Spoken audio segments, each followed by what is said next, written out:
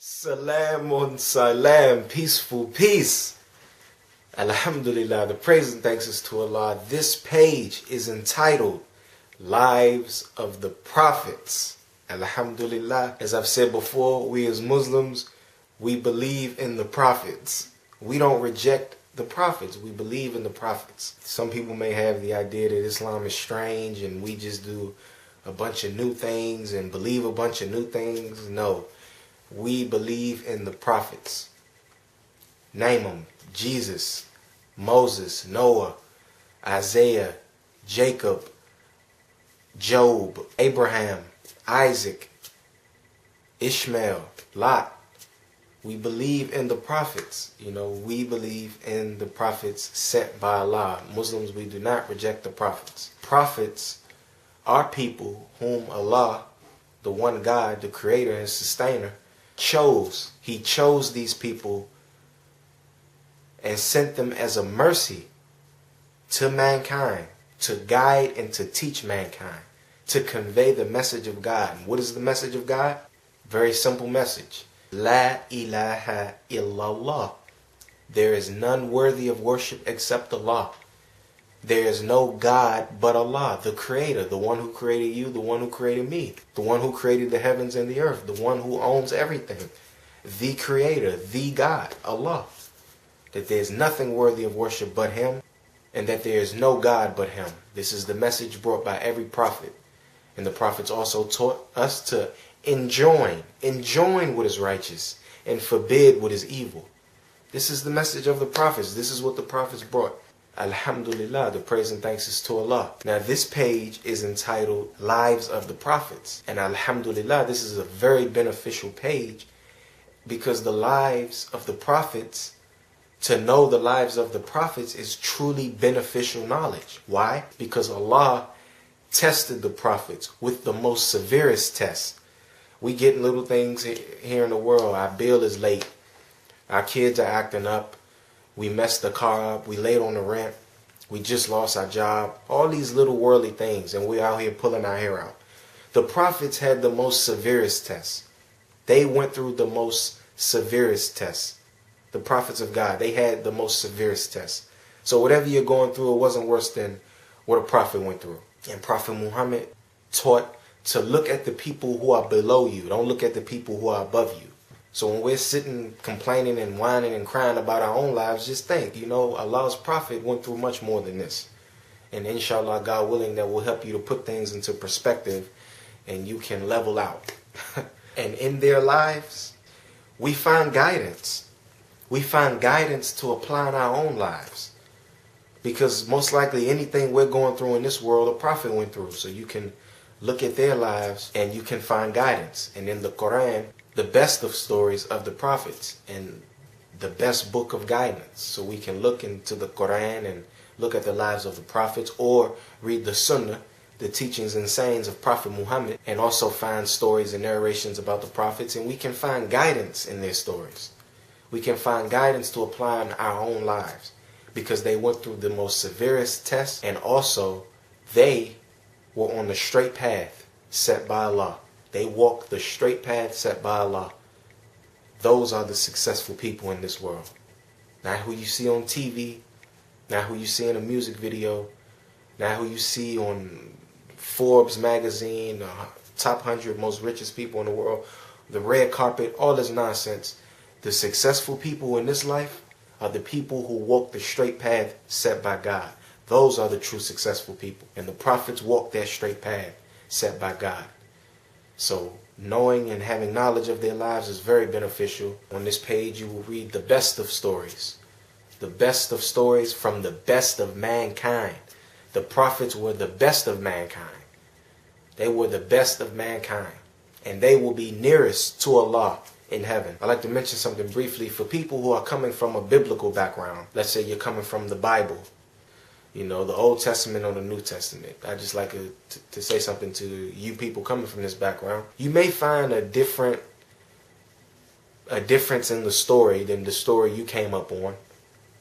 And you may find a different narration than what you know from reading about the prophets from the Islamic texts, from the Quran and the Sunnah.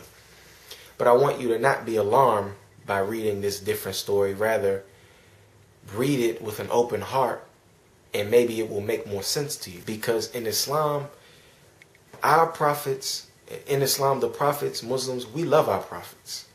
We love our prophets. We love them so much. You know, Jesus, Moses, Noah, Abraham, Muhammad, peace be upon them. We love our prophets. And we have a lot of respect and esteem for them. And we see our prophets in an honorable light, which I'm not to be disrespectful, because in Islam it's a sin to offend people, so may Allah forgive me, not to be disrespectful. But in other scriptures, let's say the Bible, the prophets are not in an honorable light. So this is where you may see the difference. In the text of Islam, you will see the prophets in an honorable light, a dignified light, a respectable light. And in the Bible, there will be some parts where you won't see the prophets in an honorable light, in a dignified light, and a respectable light. Like I said before, we believe that the prophets are the best of mankind, truly people whom Allah has truly guided.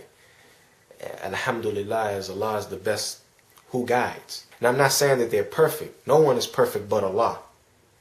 No one is perfect but Allah. I'm not saying that they're perfect and infallible. I'm not saying that. But they were the best of mankind. Some of the mistakes we make, they don't fall into. Just to give an example from the Bible, like I said, not to criticize, but let's say Prophet Noah in the Bible. In the Bible, they have Noah basically looking like an alcoholic, passed out in a drunken state, drinking alcohol, and basically looking like an alcoholic. And this is something that is unacceptable in the religion of Islam to believe about a prophet. It is unacceptable to believe that any prophet of God would consume any alcohol. This is unacceptable. Allah is the most wise and the most merciful. Allah sends us the prophets so that we may follow them, so that they may be our examples of how we should be. How could an alcoholic be an example to us? Let me give you an example to explain this, to give you a parable, and there's nothing equal or comparable unto Allah. Just to give you an example to understand more where I'm coming from. Allah is the most wise. He is the most merciful. The most wise and the most merciful. Now that that's established, let's move on a little further. Let's say, Alhamdulillah, by Allah's mercy, you, whoever you are watching this, Allah gives you $10 million. It could happen. Allah is the most merciful and He bestows on whom He wills. Let's say Allah gives you $10 million. And okay, you want to buy a house. You have a wife and two small children. You decide that you want to buy a house. Then you decide, you know what? No, I don't want to buy a house. I want to have my house built from scratch. I want my house built from nothing to something. I want my house built from scratch. And you got $10 million. You can afford that. You can afford to have your house built from scratch if you wanted to. Now, okay, you got $10 million.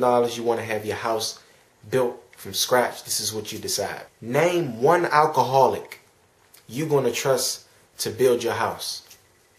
Name one alcoholic you're going to trust to build a house where your family is going to sleep, where your wife and your two small children are going to sleep at night, where your wife and two small children will be during the day while you're at work. Name one alcoholic you trust to build your house with the money Allah just gave you. Name one alcoholic you're going to trust to build your house. You're not going to trust any alcoholic to build your house. You're not giving any alcoholic your money to build your house. That's just the common sense. This is something you're not going to do. Allah is the most wise. He is the most merciful. It would not be wise for Allah to send a man to be a prophet who is an alcoholic.